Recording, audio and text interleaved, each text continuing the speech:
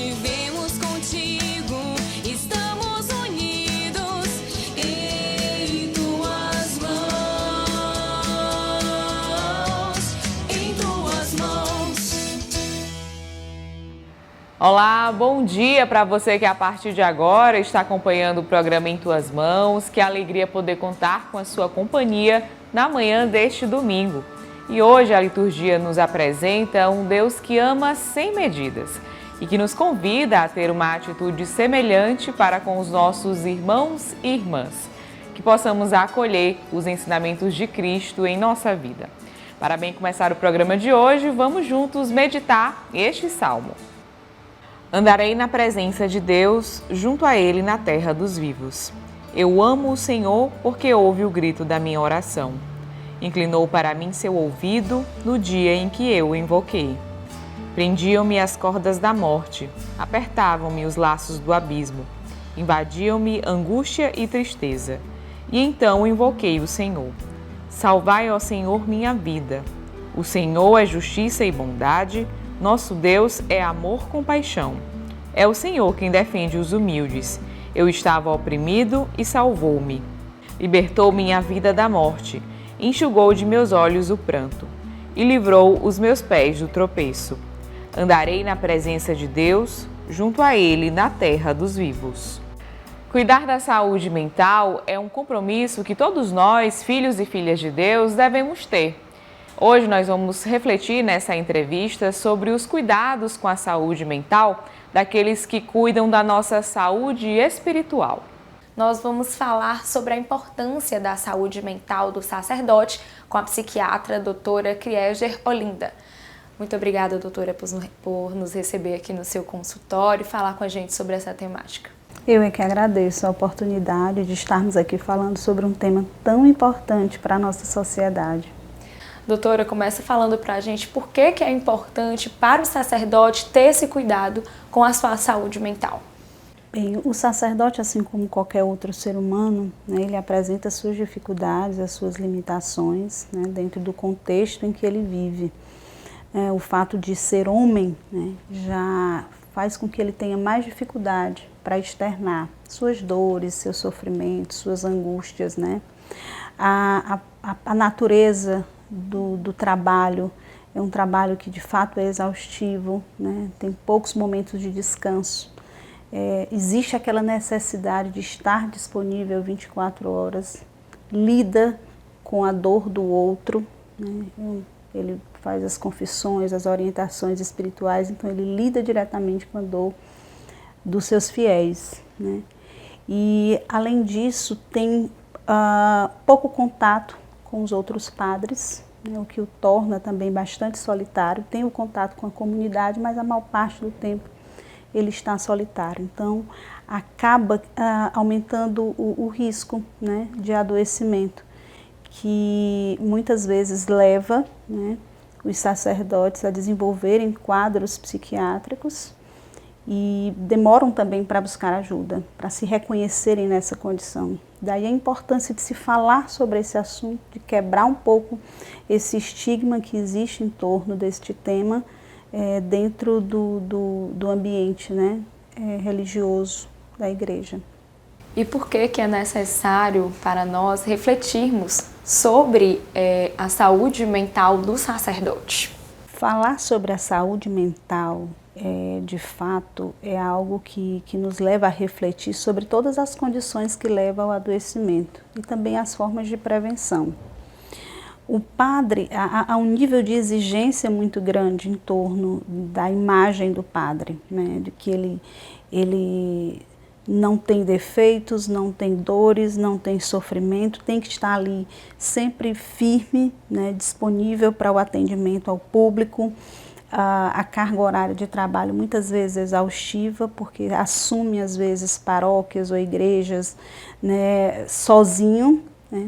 Às vezes com outro padre, mas a demanda é muito grande por parte da comunidade. E muitas vezes esse assunto fica sendo negligenciado. O adoecimento vai acontecendo, não há um tratamento precoce, né, porque a doença psiquiátrica, assim como qualquer outra doença, exige uma intervenção precoce. ele precisa de um tratamento. E como isso é negligenciado, quando vai procurar ajuda, a doença já tomou uma proporção maior, muitas vezes acontecendo situações mais extremas, como o suicídio.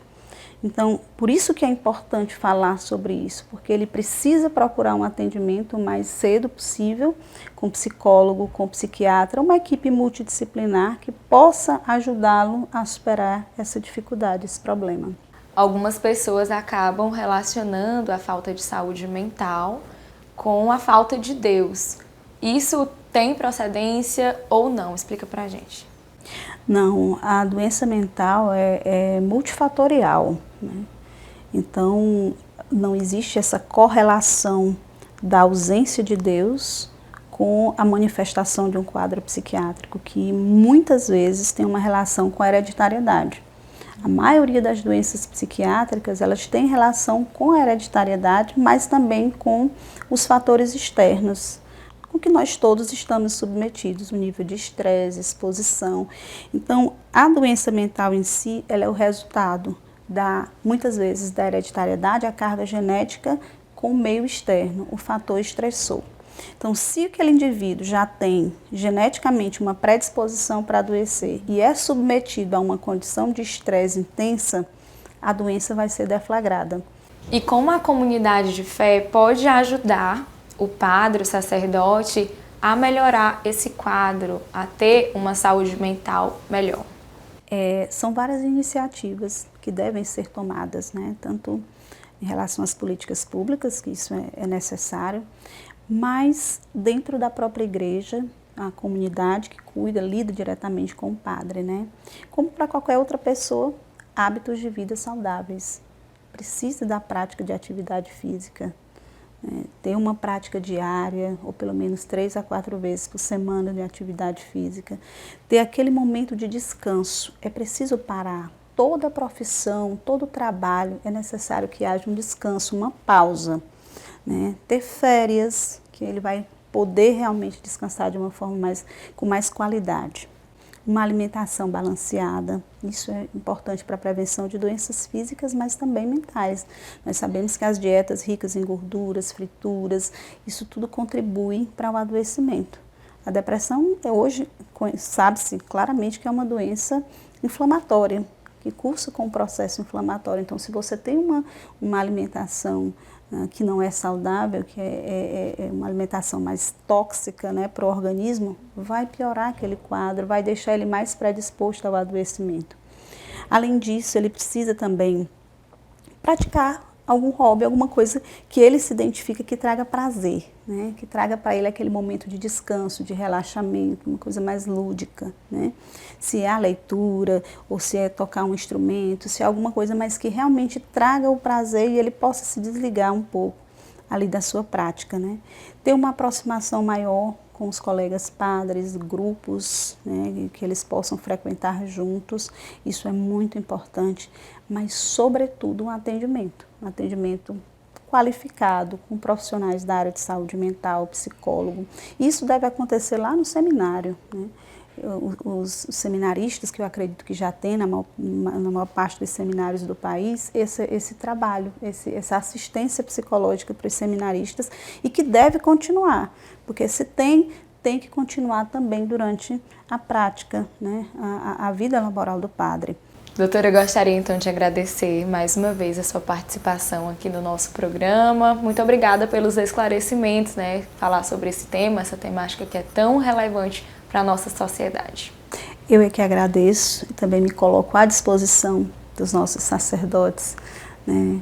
Ministros ordenados que tanto nos ajudam também na nossa caminhada. Muito obrigada. E as atualizações da Arquidiocese de Teresina você acompanha em nossas redes sociais. Nós estamos no Facebook e no Instagram. Acompanhe agora o quadro Notícias da Igreja. Do dia 2 ao dia 6 de setembro, foi realizada na Igreja Particular de Teresina, no Auditório Monsenhor Mateus, a 11ª Semana Bíblica Arquidiocesana, promovida pela Comissão Bíblica da Arquidiocese de Teresina. O evento, que acontece anualmente, trouxe este ano o tema Porei em vós meu espírito e vivereis, com foco nas reflexões do livro de Ezequiel. A proposta central foi aprofundar a ação do Espírito Santo na vida dos cristãos, relacionando o conteúdo bíblico com as questões contemporâneas. O arcebispo da Arquidiocese de Teresina marcou presença em uma das noites de evento. No mês de setembro, a gente, de uma forma muito mais forte, mais robusta e contundente, a gente coloca essa reflexão sobre a palavra de Deus. E esse ano, o livro do profeta Ezequiel. Na verdade, a palavra de Deus que vem pelo profeta, que é um profeta sacerdote, profeta que faz uma referência ao templo, um tempo difícil, mas ele traz a palavra divina, cheia de vida e de esperança para o seu povo, marcado por tanta dor e sofrimento a partir da situação de exílio. Ele fortalece a esperança do seu povo. A coordenadora da Comissão Bíblica Arquidiocesana e responsável pela promoção desse evento explicou como se deu a escolha do livro de Ezequiel para ser o tema dessa 11ª edição da semana. É um livro atual que fala de questões vigentes em nosso meio que está acontecendo, por exemplo, a questão climática, a questão da responsabilidade que todos nós temos que ter conosco mesmo, com o outro, com o cosmos, Fala da questão da presença de Deus que não abandona a gente, não abandona o seu povo, não abandonou o povo de Israel, não abandona também nós, E fala principalmente que o centro de todo o livro, de toda a temática, é a esperança, A irmã Priscila Barros foi uma das palestrantes do evento, abordando a mensagem de restauração presente no livro de Ezequiel. Então, o tema do livro é todo voltado para a esperança, de restaurar.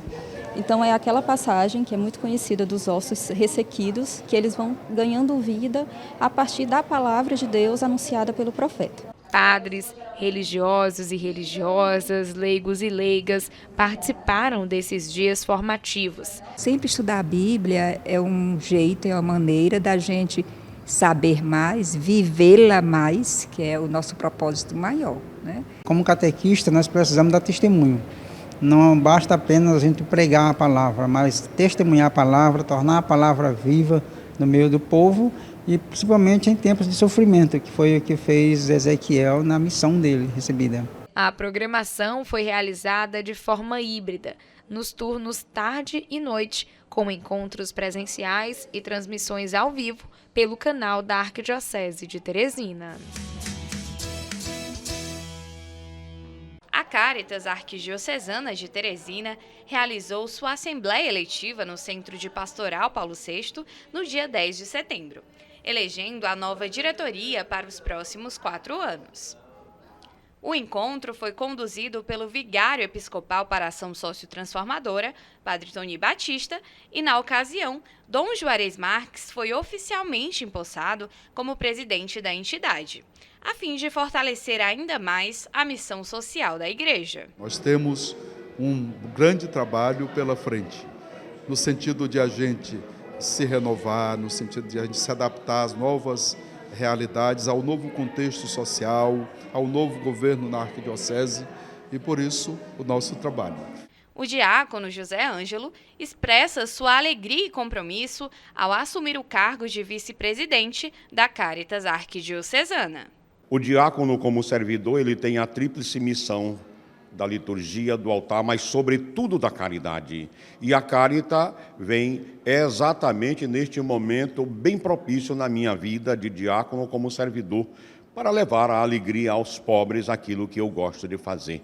Então eu estou à disposição da Igreja sempre para desenvolver este trabalho pelo qual eu estou sendo encaminhado. Lucineide Rodrigues esteve à frente da coordenação da Cáritas de Teresina na última gestão e expressa sua gratidão à Igreja.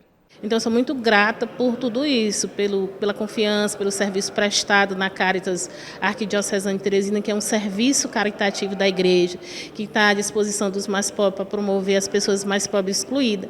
E agora eu fico na coordenação da Caritas e de alguns projetos, também continuando, contribuindo também com a nova diretoria que assumiu hoje. Os eleitos assumirão os cargos ao qual foram designados no período de setembro de 2024 a setembro de 2028. Foi realizada no dia 7 de setembro a Assembleia Geral da Comissão Arquidiocesana de Diácono, marcando um importante momento para os diáconos da Arquidiocese de Teresina. O evento foi realizado na sala da Escola Diaconal e contou com a presença do arcebispo metropolitano de Teresina, Dom Juarez Marques, do vigário episcopal para o diaconato permanente, padre Darley Ferreira, e do padre Deodato Felipe. Durante a Assembleia, o principal objetivo foi a eleição da nova presidência da Comissão Arquidiocesana de Diácono.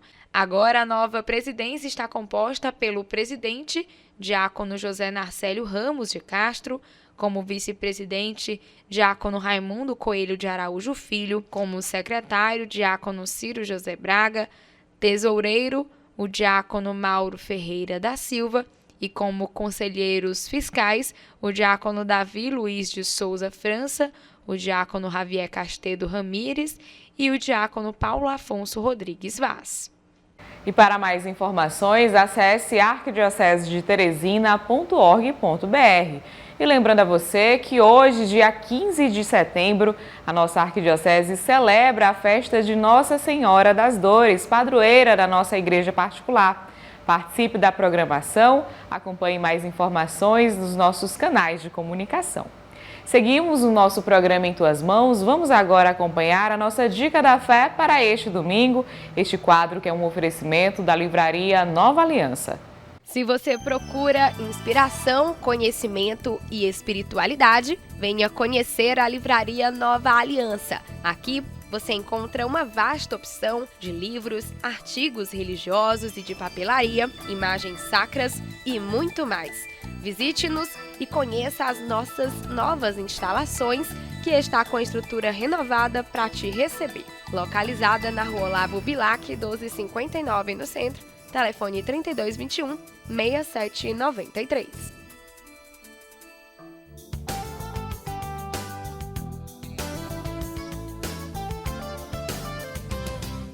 E neste domingo, a nossa dica de leitura para você é o livro Conversa no Espírito, Discernimento e Sinodalidade, da Edições CNBB. A Secretaria do Sínodo propôs a conversa espiritual ou conversa no espírito como forma de compartilhamento de experiências e discernimento no processo sinodal.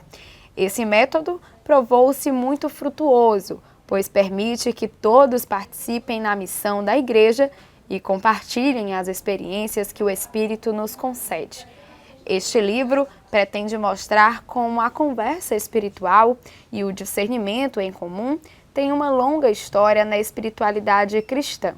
Além disso, propõe métodos concretos para a realização da conversa voltada ao discernimento em comum, explorando experiências históricas, disposições espirituais e razões teológicas que ajudarão a compreender a simplicidade e a profundidade desse método escolhido para o sínodo e como praticá-lo de modo que o Espírito Santo seja seu verdadeiro protagonista. E essa foi a nossa dica de leitura de hoje para você. E no quadro Minha Família é Minha Base, vamos conferir o testemunho de fé do casal Nádia e Júnior. Eles que fazem parte da renovação carismática católica da nossa arquidiocese. O casal Júnior e Nádia sempre tiveram uma vida voltada para os ensinamentos da Igreja Católica, tendo os pais como principais incentivadores dessa caminhada. Ambos são filhos da paróquia Santa Joana d'Arc, localizada no Mocambinho, e já se conheciam desde muito novos. O casal relembra um pouco desse início. Desde os 9 anos eu comecei a ir para a solenidade da Semana Santa, né, em que meu pai me carregava pela mão, mesmo eles não tendo uma vida pastoral, né, mas eles me levavam. Eu fiquei vislumbrado com aquilo e aquelas celebrações, né, da Semana Santa, e aí eu engajei. Eu iniciei na igreja, na paróquia de Santa Joana d'Arc, pela Legião de Maria, né? Fui levada pela minha mãe, pela minha avó, que também ainda hoje é legionária, e iniciei com a Legião de Maria. Logo depois eu conheci o Júnior, né, aqui na rua, na nossa rua, e aí me interessei pelo grupo de acólitos, sempre ia porque eu estava, né, de olho nele. E aí a gente começou a caminhar juntos, tanto na Legião de Maria como no grupo de acólitos, até que a gente, na adolescência, nós nos decidimos pela renovação carismática católica. Né? Após o casamento, o casal manteve o compromisso de servir a igreja, atuando na música e na liturgia. Hoje, Nádia e Júnior são pregadores, levando a palavra de Deus a grupos de oração, com foco especial em casais e famílias. Nádia conta o que inspirou eles a permanecerem nesse caminhar. A experiência com o batismo no Espírito Santo, com certeza. Quando a gente viveu a experiência do batismo, aquela alegria, né, amor? Aquele entusiasmo, aquela certeza de fazer o que era certo, né, de caminhar fazendo o que é certo.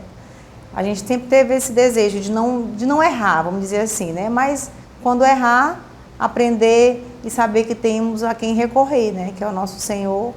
E esse desejo veio dessa alegria, né? O Espírito Santo, ele é a alegria. Então a gente viveu aquilo, aquele amor, aquela alegria. A gente quer isso para a nossa vida, para os nossos filhos. Eu tenho a certeza de que esse amor, essa alegria vai ser aquela base da vida deles, né? São muitas as atividades realizadas pelo casal nessa missão de evangelizar o próximo.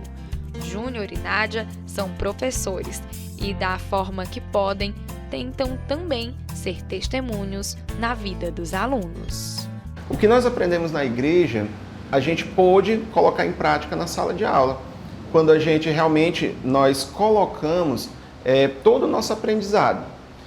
Uma passagem do livro de Josué, quando diz assim, eu e minha casa serviremos ao Senhor. Ali foi uma escolha que Josué teve particular. E aqui na nossa casa também nós tivemos. Né? Quando a gente leva para a nossa profissão, a gente conseguiu adaptar e fazer aquela continuidade. Ela como professora de ensino infantil, eu como professor de ensino fundamental, nós conseguimos levar a palavra de Deus de uma maneira sutil também para aqueles que não têm uma oportunidade de ter, que não vão à igreja. Lá a gente consegue colocar um pouquinho da palavra de Deus. Lógico, respeitando todos os credos, as diferenças, a gente respeita tudo, mas dentro de uma circunstância a gente pode evangelizar.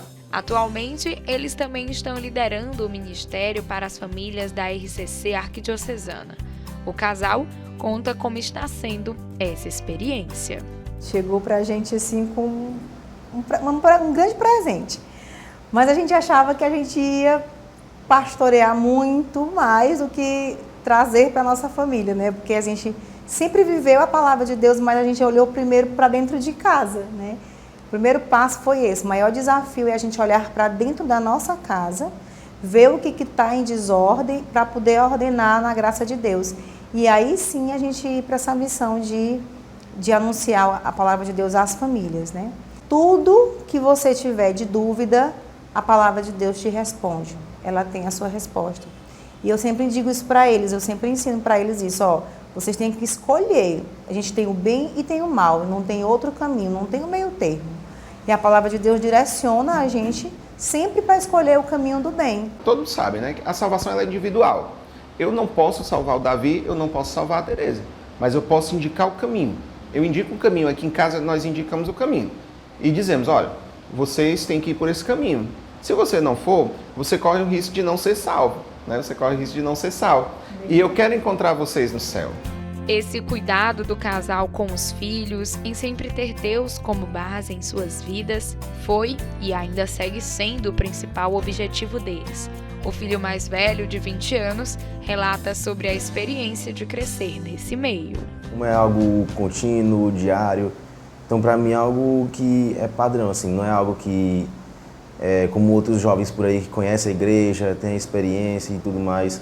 Eu, desde que eu nasci, realmente sempre tive essas experiências, o Enjupes, o seminário de vida, sempre fui colocado nessas coisas, mesmo quando eu não queria, né, por alguma falta de vontade, mas eu sempre estava incluído nas coisas, mesmo até por fora, né, vendo outros participarem, então eu sempre estava ali incluído, né, independente do que faça, da vida, assim, mas nunca tirar os pés da igreja, né, sempre seguir Jesus, sempre seguir o caminho bom que Ele deu pra gente. A pequena Maria Tereza, de apenas 9 anos, já ajuda na igreja, contribuindo na evangelização de outras crianças. Ela conta o que mais gosta de fazer na sua paróquia. Eu gosto muito de cantar, que eu sempre quis cantar na igreja com a minha mãe. E eu vou participar do grupinho de oração lá na Santa Joana d'Arc. Me inspira muito, muito mesmo, porque eles são meus pais, né? Eu gosto muito deles e eu também gosto muito da igreja. E assim, juntos pelo mesmo propósito, a família segue unida e fortalecida, vivendo intensamente essa missão dada por Deus. Minha família é minha base. E acompanhe agora a mensagem de nosso arcebispo, Dom Juarez Marques, no quadro Palavra do Pastor para este domingo.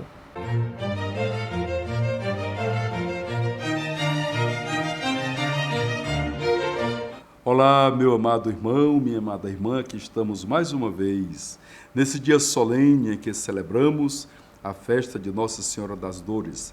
Trazemos até você uma palavra de fé e vida. O Evangelho de hoje diz o seguinte: se alguém me quer seguir, renuncie a si mesmo, tome a sua cruz e me siga. Palavra da salvação, glória a vós, Senhor. No Evangelho de hoje, Jesus nos fala exatamente do mistério da sua paixão e morte da cruz, depois de ter tido de Pedro aquela belíssima profissão de fé. Jesus pergunta: para vós, quem eu sou? E Pedro diz sabiamente: tu és o Messias, confirmando assim a sua profissão de fé de que Jesus é o enviado do Pai, por tanto tempo esperado. No entanto, quando Jesus fala do mistério da sua paixão e morte da cruz, o mesmo Pedro, agora, diante desse anúncio, repreende o Senhor. Meu irmão, minha irmã, a cruz, o mistério da cruz, só pode ser compreendido para nós à luz da fé. É aquela mesma fé que Pedro professou, que Jesus é o Messias, ele é o Filho de Deus que devia vir a este mundo, ele é o enviado do Pai, ele é o Salvador da humanidade.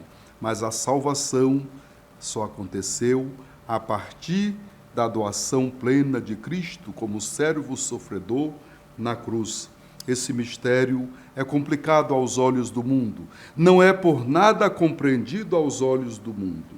Somente aos olhos da fé nós vamos conseguir entender, reconhecer Jesus Cristo como o nosso Salvador e a sua missão aqui na terra, que continua sendo também a nossa missão. Na lógica do mundo, a cena da cruz torna-se loucura, escândalo, como diz São Paulo, mas a luz da fé é sabedoria de Deus, é salvação do mundo. Peçamos hoje, quando celebramos a festa da nossa padroeira, Nossa Senhora das Dores, aquela que aos pés da cruz estava, mas em pé, com muita fé, com muita confiança, não sem ter o seu coração de mãe dilacerado, mas ela, porque acreditou, ela mereceu ser a mãe do Salvador e a mãe da Igreja. Por isso, Maria é para nós modelo de fé e de compreensão, adesão e seguimento ao seu Filho Jesus Cristo. Que Nossa Senhora das Dores venha em nosso socorro e nos fortaleça na fé no seu Filho Jesus Cristo, caminho, verdade e vida. Que o Senhor nos abençoe, em nome do Pai, do Filho e do Espírito Santo. Amém. E o programa Em Tuas Mãos deste domingo vai ficando por aqui. Que Nossa Senhora, Mãe das Dores, possa interceder por todas as nossas intenções que estão em nossos corações. Que o Senhor abençoe esta semana que se inicia. Eu aguardo você no próximo domingo. Vivemos contigo.